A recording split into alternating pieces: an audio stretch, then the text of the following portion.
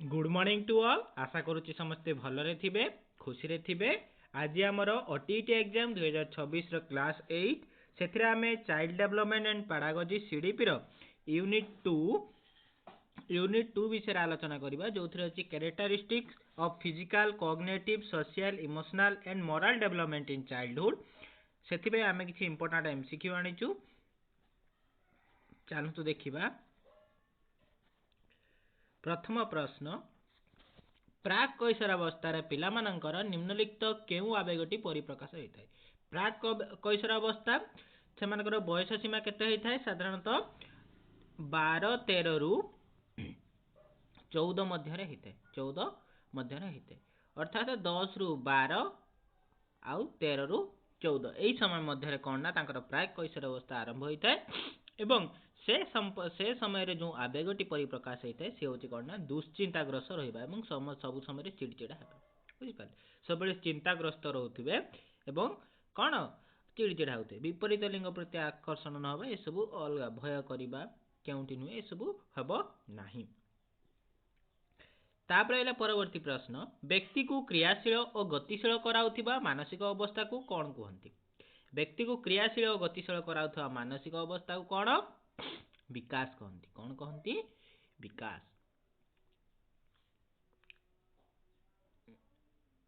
क्रियाशील कराउथिबा मानसिक अवस्था को विकास नहीं सॉरी बाय मिस्टेक है, तो ताकू कौन कहते ना आवेग कहती। बुझिपारे, विकास होची माने कौन? व्यक्तिर क्रियाशीलता को कौन ना विकास करे, विभिन्न अंग रो क्रियाशीलता को विकास कहती। वृद्धि होची अंगर वर्धित क्रम को वृद्धि कहती, किंतु कराउथिबा मानसिक अवस्था है सेटा होची आवेग। मोर टिके मिस्टेक है एठी। परवर्ती प्रश्न, विभिन्न वस्तु और घटना विषय जानी सामंजस्य पार्थक्य को अनुभव करने केउ प्रकार विकास को सूचाए? से कही विभिन्न वस्तु घटना विषय जानवे एवं कौन करिवे ना तार पार्थक्य को सामंजस्य पार्थक्य को अनुभव करिवे। यह कहार ना बौद्धिक विकास। बुझिपारे, जिते बौद्धिक विकास हम से कौन ना यू विषय माने विभिन्न घटना वस्तु विषय से सामंजस्य और पार्थक्य अनुभव करें। बुझिपारे, शारीरिक विकास रे केवल शरीर विकास होता है और आवेग से आवेग गुड़िक विकास होता है। कौन? हस, कांद, बुझिपारे, राग, चिड़चिड़ा, ये सब। परवर्ती प्रश्न, पियाजे शिशुर बौद्धिक विकास को केतोटी पर्याय विभक्त करिसेंती? पियाजे शिशुर बौद्धिक विकास को 4टी पर्याय विकास करिसेंती। बुझिपारे, 4टी पर्याय विकास करिसेंती।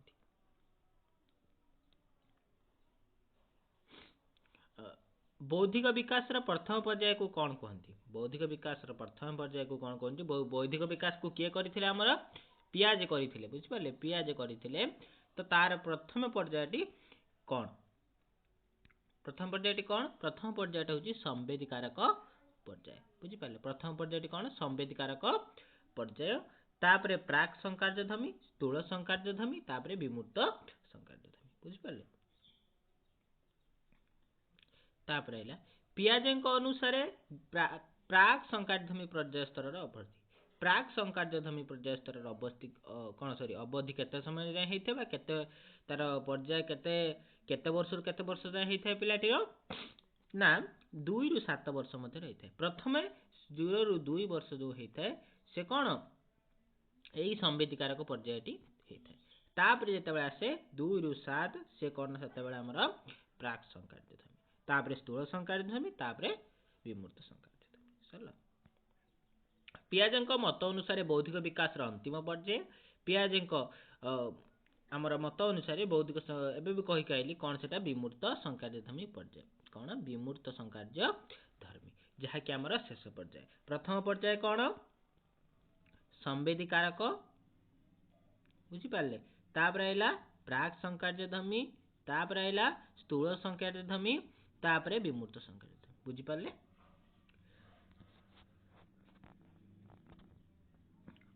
प्राक संकार्यधर्मी पर्याय शिशुर केउ अवस्था देखा जाए? शिशुर केउ अवस्था देखा जाए? ये अवस्थाटी केउ अवस्था? साधारणतः यहाँ कौन ना आद्य बाल्य अवस्था देखा जाए। बुझिपारे, आद्य बाल्य अवस्था देखा जाए। बुझिपारे,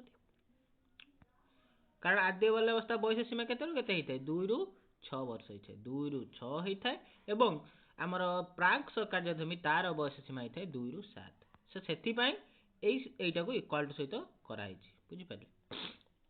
प्राक संकाधर्मी पर्यायर बौद्धिक विकास विशेष लक्षण अच्छी केतोटी विशेष लक्षण अच्छी प्राक संकाधर्मी पर्यायर बौद्धिक विकास 6टी विशेष लक्षण अच्छी।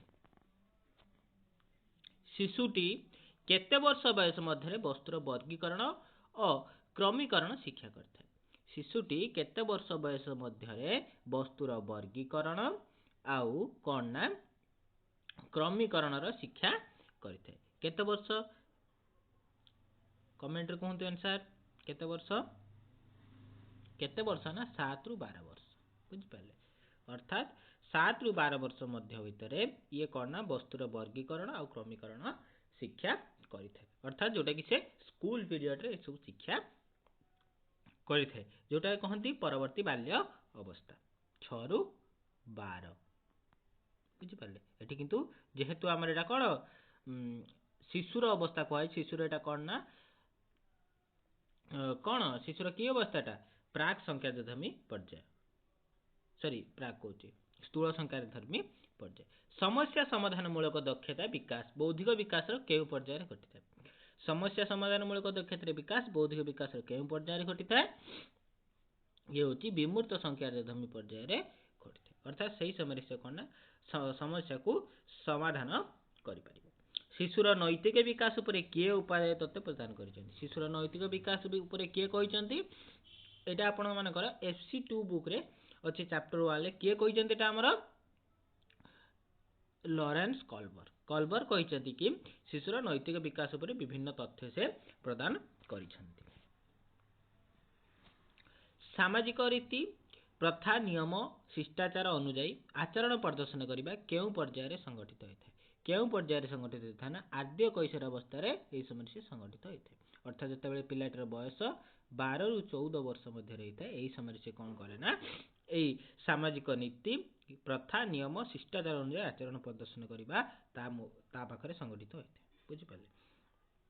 तापर निम्नलिखित मध्य केउंटी शिशुर आद्य बाल्य अवस्था घटवा नैतिक विकास अंश नुहे केउंटी नुहे जेते बेले कौन ना पिता माता खुशी होता समय खुशी होता कार्य करवा बुझिपारे। से कही कि क्वेश्चन रे आमर निम्नलिखित मध्य केउंटी शिशुर आद्य बाल्य अवस्था घटुवा नैतिक विकास अटे है।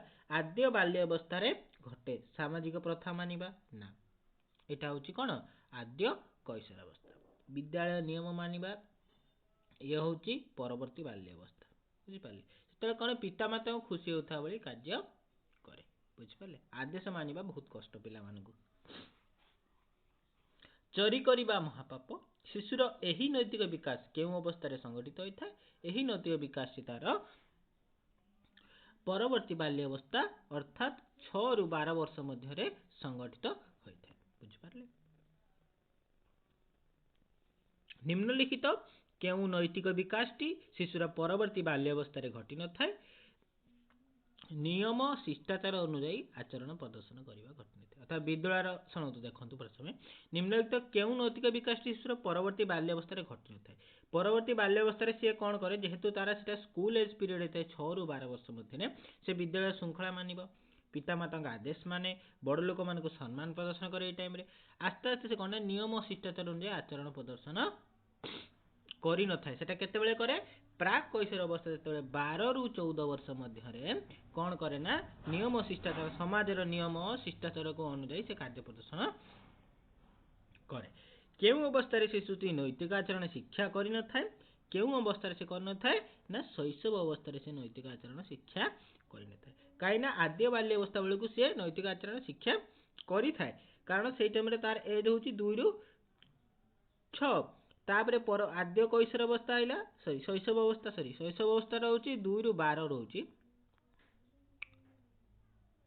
भूल कही तो आद्य बाल्य अवस्था हूँ 2 ରୁ 6 शैशव अवस्था हूँ 0 ରୁ 2 आद्य कैशोर अवस्था हूँ 12 ରୁ 14 और परवर्ती बाल्य अवस्था हूँ कौन ना 6 ରୁ 12 यही भितर जो रोचे यही समय भितर देखो सब छोट पिला हूँ शैशव अवस्था 0 ରୁ 2 और से समय कौन नैतिक आचरण से शिक्षा कर बुझिपारे।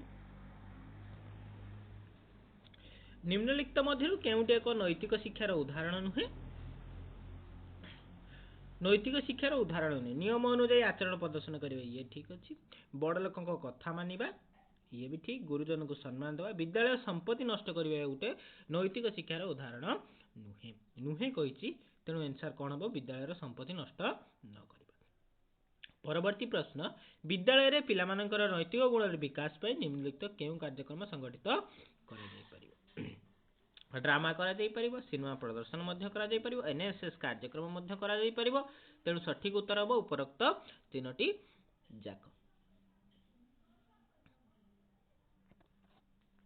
गर्भ संचार पाई केते दिन परे डिंबकोश एक पूर्णांग मानव शिशु परिणत होइथाय?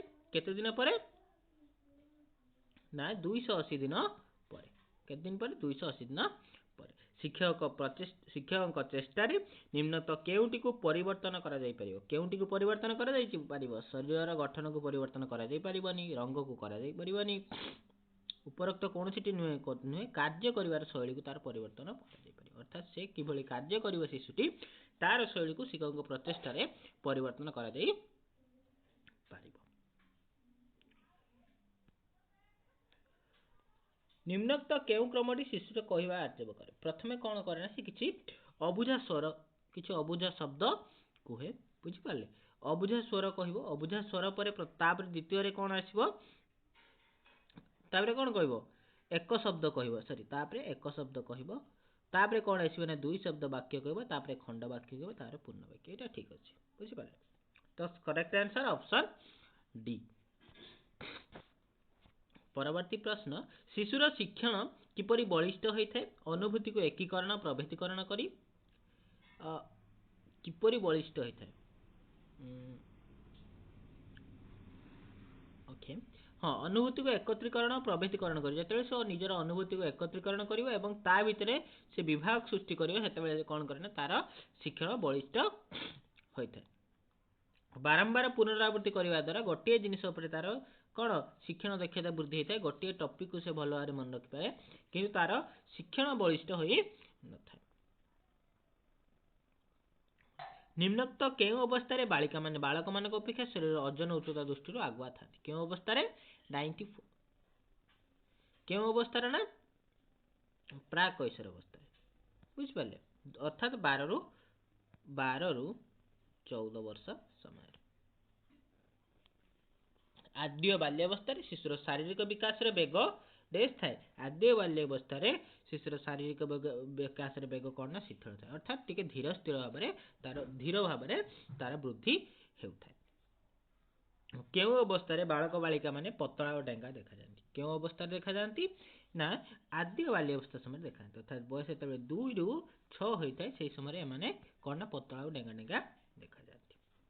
परवर्ती बाल्यावस्था पिलामाने लेखापढ़ा और खेलकूद यथेष्ट अग्रगति करती कहीं करती? परवर्ती बाल्यावस्था अर्थात 6 रु 12 कथा कहई 6 रु 12 भितर कहीं पिलामाने लेखापढ़ा खेलकूद यथेष्ट अग्रगति करती कहीं करती? मस्तिष्क विकास थिबारु ना से खेल करेंगे काम करने यथेष्ट आग्रह थिबारु काम करने यथेष्ट आग्रह ना काम करने से काम करेंगे खेलेंगे कहीं तो से समय कौन जेहेतु सूक्ष्म स्थूल मांसपेशी अधिक अभिवृद्धि घटवा जो से समय कौन ना से लेखापढ़ा और खेलकूद अधिक ध्यान दे था। तो सठिक उत्तर ऑप्शन सी। निम्नोक्त केउ अवस्था पिलामानकर निज शरीर प्रतिमा रूप छवि विषय एक स्थूल धारणा सृष्टि होता है? केउ अवस्था जितेबाला से शेष बाल्यावस्था हो आसे 6 रु 12 वर्ष आड़े से पहुँच जाती से निज शरीर विषय गोटे स्थूल धारणा आसे मो शरीर गठन यहीपरि मु धोबला कला पतला एमती। परवर्ती प्रश्न निम्नोक्त मध्य केउटी परवर्ती बाल्यावस्था सामाजिक विकास नुहे? केउटी नुहे? निकट परिवेश विभिन्न वस्तु घटना व्यक्ति मान विषय जानिबा पई चेष्टा करिबा ना ये नुहे एटा नुहे ये होची हमर शैशव अवस्था सांग होई खेलिबा को भल पाइबा। सॉरी ठीक ए हाँ ये होची हमर कोन ठीक अछि कि ये उटे तार परवर्ती बाल्यावस्था सामाजिक विकास ସାଙ୍ଗ ହୋଇ ଖେଳିବାକୁ ଭଲ ପାଇବା ଇଏ ବି ସାମାଜିକ ବିକାଶ। ସହଯୋଗୀ ମନୋଭାବ ଜାଗ୍ରତ କରେ ଇଏ ବି ମଧ୍ୟ ସାମାଜିକ ବିକାଶ। ଅନୁକରଣ ମୂଳକ ଆଚରଣ ଦେଖାଇବା ଅର୍ଥାତ୍ ଅନୁକରଣ କରିବେ ନାହିଁ ଏହି ସମୟରେ ପିଲାମାନେ କ'ଣ ପରବର୍ତ୍ତୀ ବାଲ୍ୟାବସ୍ଥାରେ। ଆଜିର ଶେଷ ପ୍ରଶ୍ନ, ନିମ୍ନୋକ୍ତ ମଧ୍ୟରୁ କେଉଁ ଶକ୍ତିଟି ମନୁଷ୍ୟର ଜୀବନକୁ କ୍ରିୟାଶୀଳ ଗତିଶୀଳ କରେ? କେଉଁ ଶକ୍ତିଟି କରାଏ ନା ଆବେଗଟି। ଆବେଗଟି ମଣିଷକୁ କ୍ରିୟାଶୀଳ ଗତିଶୀଳ କରେ। ଆମର ଏଇ କ୍ୱେଶ୍ଚନଟି ପ୍ରଥମେ ଆସିଥିଲା କି ଆବେଗ କ'ଣ ମନୁଷ୍ୟ ଜୀବନକୁ ଗତିଶୀଳ କ୍ରିୟାଶୀଳ କରାଉଥିବା ଜିନିଷଟି କ'ଣ ଆସିଥିଲା? କ'ଣ ବୃଦ୍ଧି ବିକାଶ ଆବେଗ। ମୁଁ କହିଥିଲି ବିକାଶ, ସରି ସେଟା ଭୁଲ ଥିଲା ଆମର, କି ତାର କରେକ୍ଟ ଆନ୍ସର ହେଉଛି କ'ଣ ନା ଆମର ଆବେଗ। এইଭଳି ନଲେଜେସ୍ ଭିଡ଼ିଓ ଦେଖିବାକୁ ଏହି ଚ୍ୟାନେଲକୁ ଲାଇକ୍, ସେୟାର ଏବଂ ସବସ୍କ୍ରାଇବ୍ କରନ୍ତୁ। ଧନ୍ୟବାଦ।